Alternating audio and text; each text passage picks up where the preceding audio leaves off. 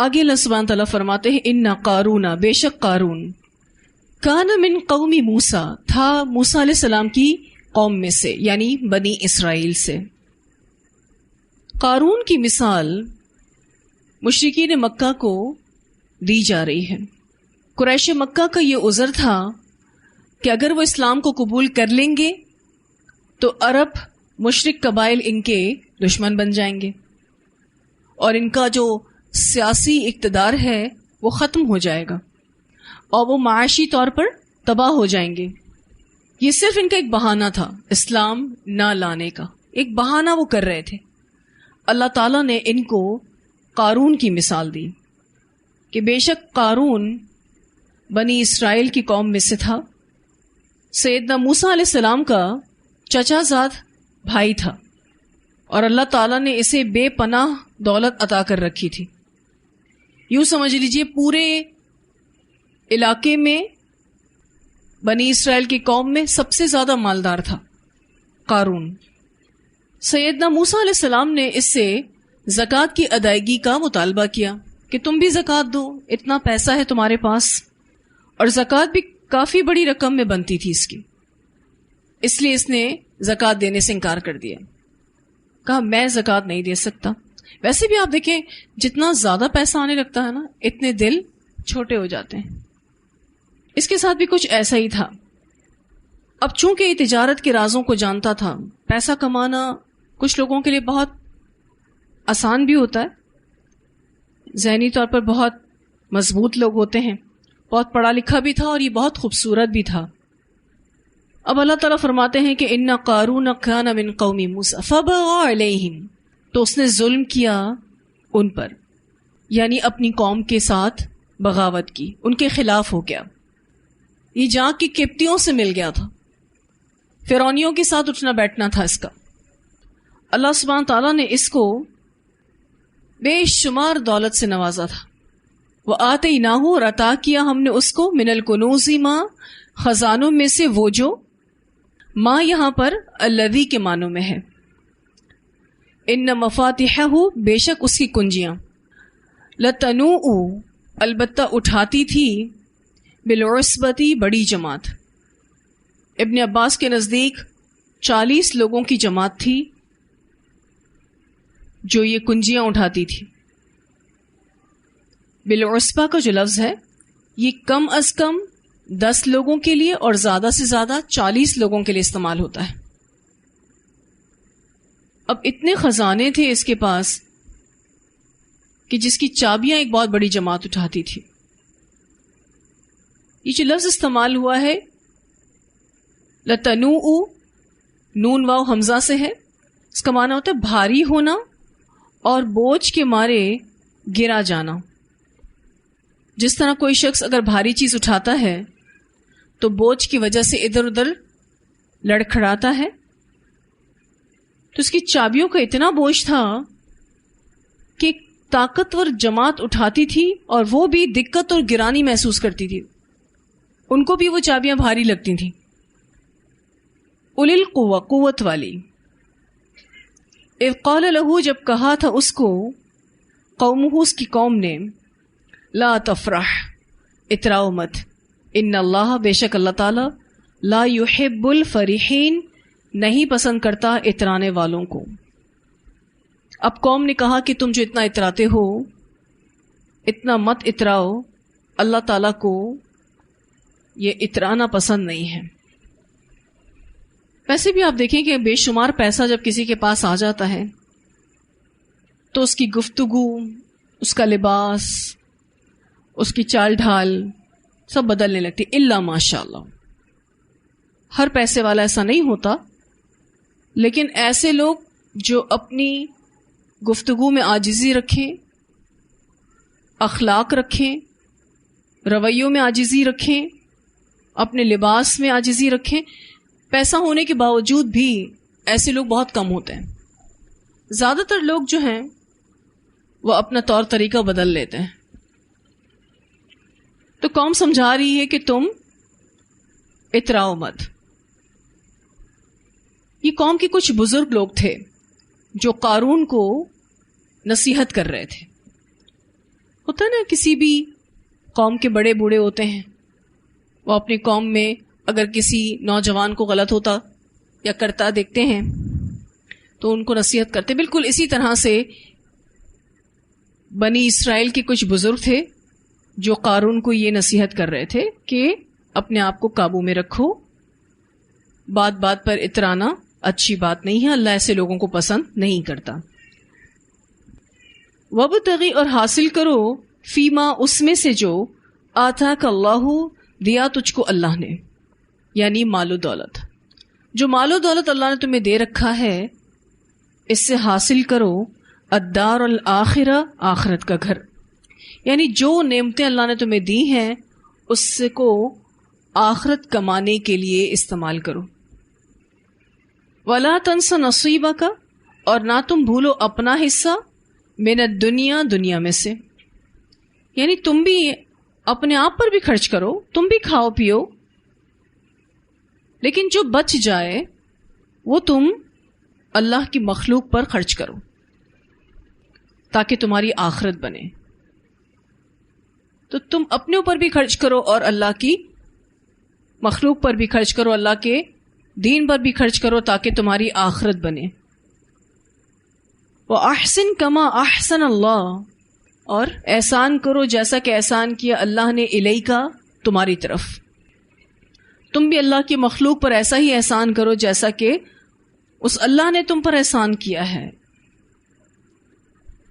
جب مخلوق پر احسان کرنے کا سب سے پہلا فائدہ کیا ہے؟ اللہ کی رضا حاصل ہوتی ہے اور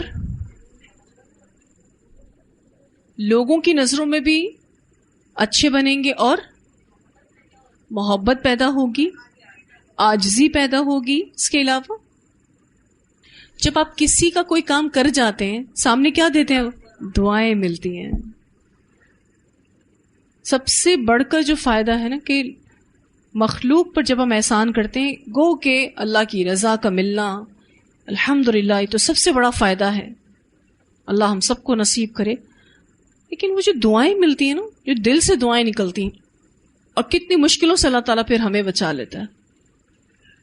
تو یہاں پر قوم کے لوگ اس کو یہی سمجھا رہے تھے کہ وَأَحْسِن كَمَا أَحْسَنَ اللَّهُ إِلَيْكَ وَلَا تَبْغِ الْفَسَادَ، اور نہ تم چاہو فساد کو فی الارض، زمین میں. وَلَا تَبْغِ الْفَسَادَ فِي الْأَرْضِ، پہلی مراد مال و دولت کو روک لینا بھی فساد ہے. دوسری مراد اللہ کے حکم پر عمل نہ کرنا بھی فساد ہے. اس سے تیسری مراد کسی کو حق نہ دینا، اور چوتھی مراد وسائل کا ضیاع کرنا. یہ سب فساد ہے، اور یہ ساری چیزیں قارون کر رہا تھا. مال و دولت کو روک رکھا تھا اس نے، اللہ کے احکام پر عمل نہیں کرتا تھا، حق ادا نہیں کرتا تھا لوگوں کے، اور وسائل کا ضیاع کرتا تھا. اور زیادہ تر فساد مال سے ہی ہوتا ہے، تو آپ سب جانتے ہی ہوں گے. بہت بڑی وجہ ہے بگاڑ کی بہت زیادہ پیسہ ہونا. مال اکثر سرکشی لاتا ہے، اسی لیے اللہ تعالیٰ سے ہمیشہ ایسا پیسہ مانگنا چاہیے جو نیکی اور عاجزی لائے، سکون لائے. کیونکہ عمومی طور پر پیسہ سرکشی لاتا ہے، عمومی طور پر. ان اللہ لا يحب المفسدین، بے شک اللہ تعالیٰ نہیں پسند کرتا فساد کرنے والوں کو. کنکلوژن قوم نے بہت اچھا کیا.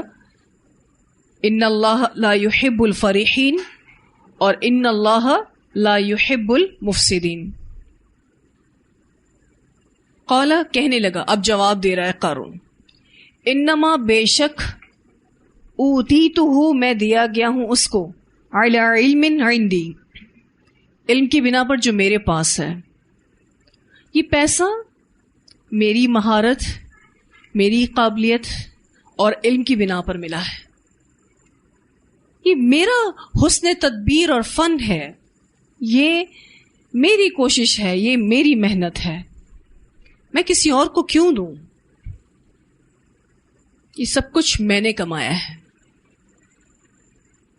یہ جملے جو قارون نے کہے تھے کبھی منہ سے نہیں نکالنے چاہیے، بہت خطرناک جملے، انتہا درجے کی سرکشی اور تکبر ان جملوں میں موجود ہے۔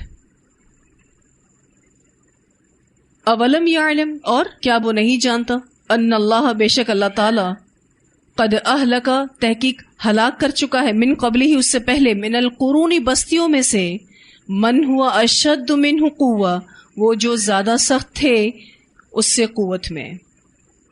من ہو کی ضمیر قارون کی طرف جا رہی۔ کیا بھلا یہ قارون نہیں جانتا کہ اللہ بہت سی قوموں کو تباہ و برباد کر چکا ہے جو اس قارون سے زیادہ طاقتور تھیں، وہ اکثر جمع، اور اکثر تھیں جمعیت کے اعتبار سے بھی، پیسہ بھی بہت زیادہ تھا ان کے پاس اور لوگ بھی بہت زیادہ تھے۔ بڑا اچھا جواب اللہ تعالیٰ نے دیا کہ قوت اور مال کی فراوانی یہ فضیلت کا باعث نہیں ہے۔ اگر ایسا ہوتا تو پچھلی قومیں تباہ و برباد نہیں ہوتی، پچھلی قوموں کو بھی اللہ تعالیٰ نے تباہ و برباد کر دیا۔ وَلَا يُسْأَلُ، اور نہیں پوچھے جاتے، عن ذنوبہم المجرمون، اپنے گناہوں کے بارے میں مجرم اپنے گناہوں کے بارے میں پوچھے نہیں جاتے۔ کل قیامت کے دن اللہ تعالیٰ مجرم سے یہ نہیں پوچھے گا کہ تم نے یہ گناہ کیوں کیا تھا، کیا مجبوری تھی، یہ نہیں پوچھے گا۔ یا دنیا میں جب ان پر عذاب آیا تو ان سے یہ نہیں پوچھا گیا کہ تم اس جرم میں کس مجبوری کے تحت پھنس گئے، تم نے یہ گناہ کیوں کیا، کیا مجبوری تھی، یہ سوال مجرم سے نہیں پوچھا جاتا۔ ویسے آپ دیکھیں تو ہر مجرم اپنے آپ کو صحیح سمجھتا ہے، اس لیے اس سے پوچھنے کا فائدہ بھی نہیں ہے، وہ تو اپنے آپ کو صحیح سمجھتا ہے۔ جیسے کہ پیچھے کس کی بات ہو رہی ہے؟ قارون کی۔ قارون اپنے آپ کو صحیح سمجھتا تھا، کیا وہ صحیح تھا؟ ایسے دنیا میں آپ کو بہت لوگ ملیں گے جو غلط کر رہے ہوتے ہیں لیکن وہ اپنے آپ کو صحیح سمجھتے ہیں۔ فخرج علی قومہ فی زینتہ، تو نکلا اپنی قوم پر اپنی زینت میں، ٹھاٹھ میں۔ اترانا تو اس کی شخصیت کا حصہ بن ہی چکا تھا، اب یہ اپنی قوم کے سامنے پورے ٹھاٹ کے ساتھ نکلا، اپنی پوری زینت کے ساتھ نکلا۔ آج قارون کی طرح نمائش کرنے والے بہت سے لوگ نظر آئیں گے آپ کو، اور ایسے بہت سے طریقے انہوں نے رائج کر لیے ہیں جس سے وہ اپنا ٹھاٹ باٹ اور زینت کو ظاہر کرنا چاہ رہے ہوتے ہیں۔ جیسے کہ آج کل کے آپ شادیاں دیکھ لیں، کتنا شو آف کیا جاتا ہے، جہیز کی نمائش کی جاتی ہے، ایون ایکسپینسز کی نمائش کی جاتی ہے، گھروں کی نمائش کی جاتی ہے، جو نعمت ہوتی ہے اس کی نمائش کر رہے ہوتے ہیں، ایون اگر کسی کے پاس اچھا موبائل فون بھی ہے تو اس کی بھی نمائش کر رہے ہوتے ہیں لوگ۔ اور یہ اتنی خراب بیماری ہے، اللہ ہمیں بھی بچائے اور ہماری نسلوں کو بھی، یہ شو آف کرنے کی بیماری۔ جو بھی شخص نمائشی ہوتا ہے اس کی زندگی سے اطمینان چلا جاتا ہے، اور ایسا لگتا ہے کہ وہ ذہنی طور پر بیمار انسان ہے۔ نمائش کر کے وہ اپنے آپ کو سیٹسفائی کرنا چاہ رہا ہوتا ہے، وہ لوگوں کو بتانا چاہ رہا ہوتا ہے کہ یہ جو سب کچھ میرے پاس ہے یہ میری اپنی محنت کے بنا پر ہے۔ اس کے برعکس اگر اللہ سبحانہ تعالیٰ نے کسی کو بہت ساری نعمتیں دی ہوئی ہوں اور اگر وہ نمائش نہیں کرتا، اس کا مطلب یہ ہے کہ وہ ان تمام نعمتوں کو اللہ تعالیٰ کے نسبت پر لے جاتا ہے کہ یہ سب اللہ کی طرف سے ہے، میرا اپنا کوئی کمال نہیں، میری اپنی کوئی طاقت نہیں۔ اب جب وہ اتنا اترا کیا اور اتنے زینت کے ساتھ نکلا تو کچھ لوگوں کے منہ میں پانی آ گیا۔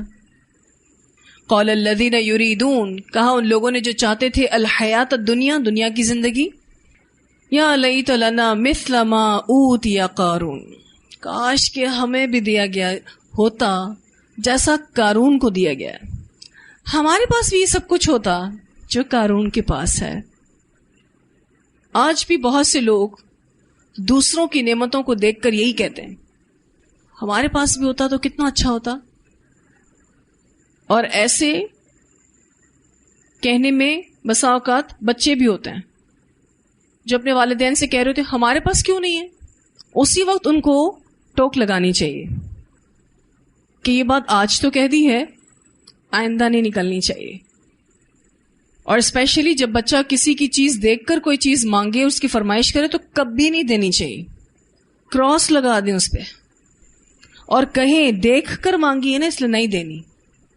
اور بچپن سے جو بچے ان تربیت سے گزرتے ہیں وہ کبھی کسی کی نعمت کو دیکھ کر منہ میں پانی نہیں لاتے. ٹینشن رہتا ہے زندگی میں. جس کو یہ بیماری ہے نا دوسروں کو دیکھنے کی، دوسروں کی نعمتوں کو دیکھ کر اپنا دل جلانے کی، وہ کبھی بندہ سکون میں نہیں رہتا. کچھ لوگ ایسے بھی تھے جیسے ہی وہ سواریاں لے کے اور اتنا اپنا شان بان آن سے نکلا تو کچھ لوگوں نے کہا کہ ہے ہمیں بھی ملتا تو، یا لیت لنا مثل ما اوتی قارون. آپ دیکھیں اللہ تعالیٰ کیسی تربیت کرنا چاہتے ہیں ہماری. الفاظ ڈال دیے ان لوگوں کے، انہ لذو حظ عظیم، یقیناً وہ قسمت والا ہے، بڑا نصیبوں والا ہے قارون. یہ کہا لوگوں نے، کتنا نصیب والا ہے. آج بھی آپ دیکھیں کسی کے پاس اچھا گھر ہے، بڑے نصیب اچھے ہیں. بڑی سی گاڑی ہے، کیا نصیب ہے. پیسہ ہے، یعنی ہمارے ہی نصیب خراب ہیں. خوش قسمتی ان چیزوں سے جڑی ہے؟ کبھی نہیں. پیسہ دولت تو آنی جانی چیز ہے. یہ دنیا کی ایک آزمائش ہے. کسی کو دے کر اللہ نے آزمایا اور کسی سے لے کر آزمایا ہے. اس میں یہ جملہ نہیں آنا چاہیے انہ لذو حظ عظیم، ہاؤ لکی ہی از. یہی کہا انہوں نے، کتنا نصیب والا ہے، کتنا خوش قسمت ہے.